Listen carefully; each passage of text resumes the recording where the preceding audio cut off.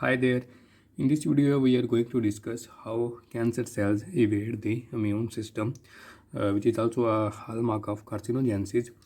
So, tumor cell exhibit different kind of antigens, and these antigens are due to basically certain driver mutation which they have, passenger mutation which they have. These passenger mutation are more common in the cancers which are caused by certain carcinogenic agents, and cancer cell may be due to viral infection which can be human papilloma virus or Epstein-Barr virus, and this viral infection can also lead to production of certain antigen. Moreover, cancer cell have TP53 mutations, RAS mutations, as well as they have RB mutations. They have certain tumor specific gene mutation, they have oncogenes, and all these kind of mutations, as well as if they are due to viral infection, these all contribute to the development of certain tumor antigens which are present on the cancer cells. And these antigens can be in the form of overexpressed protein, or they can be in the form of mutated proteins, and so on. And usually the antigens are more and more if cancer is caused due to viral infection, or if cancer is caused by carcinogenic agents. So due to these tumor antigens, these cancer cells are recognized as foreign cells by human immune system, and immune response occurs against these tumor cells. And this immune response mostly is by cytotoxic T cells. Cytotoxic T cells response, and sometimes this response may occur against the normal antigen. For example, sometimes this immune response can occur against tyrosinase, which is a normal antigen or normal enzyme. You can say it is present in the melanin producing cells. However, it is not recognized by human normal immune system. However, in certain carcinogenic agents, even this normal antigen is produced in increased amounts, and it can be recognized by human immune system, and the cytotoxic T cell response can occur against this. Moreover, cancer testis antigen is also present in the sperms which don't have MHC1 class protein, and it is not expressed to the immune system. However, in certain cancerous conditions, its expression is increased, and it can be presented to immune system, and immune response can occur against this as well. So in certain conditions, immune response can also occur against normal antigen which may be produced in increased amounts, or the antigen which are not normally you can say recognized by immune system. However, due to their increased production, they can be recognized by immune system, and so on. So how this immune response occurs against the tumor cell? What happens? Tumors are usually hypoxic due to their always increasing demand of the oxygen and nutrients. So some tumor cells die away, and due to death of these tumor cells, there is a release of damage associated molecular patterns, which we know that specific sequences which are present inside the cell, and they when cancer cells die, these molecular patterns are released, and they produce damage signals here, and these dead cell particles are engulfed by dendritic cells and antigen presenting cells, which move to the lymph nodes, and in lymph nodes they present the antigen in combination with MHC1 class protein to cytotoxic T cells, and these cytotoxic T cells produce then the cytotoxic T cell response. They amplify and move to the tumor site and lead to the destruction of the tumor. So in order to avoid, moreover, there is also activation of the Th1 subset of cells which produce interferon gamma, and they can lead to the activation of macrophages, and these macrophages can also lead to the destruction of tumors. And in this way, the immune response tries to destroy the tumor cells. So in an immunocompromised person, risk of carcinogenesis increases manifold because immune response is depressed. However, the cancer cell also develop a mechanism to avoid this immune response. What they do for this purpose, they basically lead to the mutation in the B2 microglobulin, and these proteins or microglobulin are essential for the working of the MHC1 class protein. We know that in combination with MHC1, antigens are presented to cytotoxic T cells. However, by inducing mutation in beta 2 microglobulins, there is a decrease in expression of MHC1 class protein, and when there is a decrease in expression of these proteins, immune response is silenced because there will be no antigen presentation. Moreover, what they do, they basically activate immune checkpoints.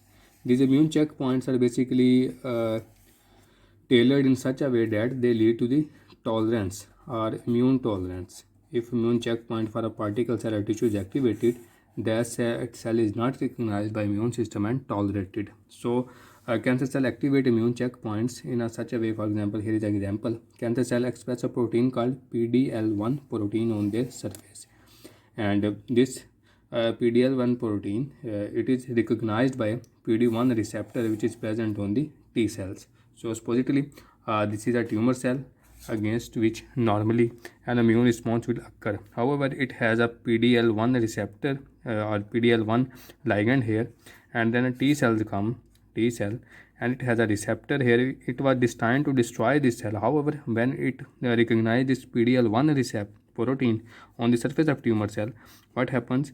It becomes silent. It becomes silent and does not respond to this tumor cell. So in this way, PDL1 protein expressed on the tumor cell works in a way of immune checkpoint, and it silences the immune response against the particular tumor cells. Moreover, there are also other protein, for example, CTLA4 receptor, which is expressed on T cells, and it can also lead to the immune tolerance and immune silence. So in this way, on one way, their tumor cell evade the immune system by inducing mutation in MHC1 expression, and on the other side, they activate the immune checkpoints. So certain antibodies are being developed which target these immune checkpoints. For example, if we produce an antibody, supposedly here this was the PDL1 receptor. It was a PDL1 receptor. So if we produce an antibody against this PDL1 receptor which targets this receptor, and if we produce an antibody against this receptor too, then we can avoid this immune tolerance. For example, I can represent here, supposedly this is the tumor cell, and this is the T cell, and here is PDL receptor, and here is PDL1 ligand. Okay, this is PDL1 ligand, and this is PDL receptor. So what happens if we produce an antibody against this? Supposedly we formulated an antibody here which bind here, and we produce an antibody against these two which came here and bounded this. So in this way, producing antibodies, we prevented PDL1 protein from interacting with PDL1 receptor. So this interaction was avoided by producing antibodies, and in this way there was no tolerance of this cancer, and then T cell will respond to it and will destroy it.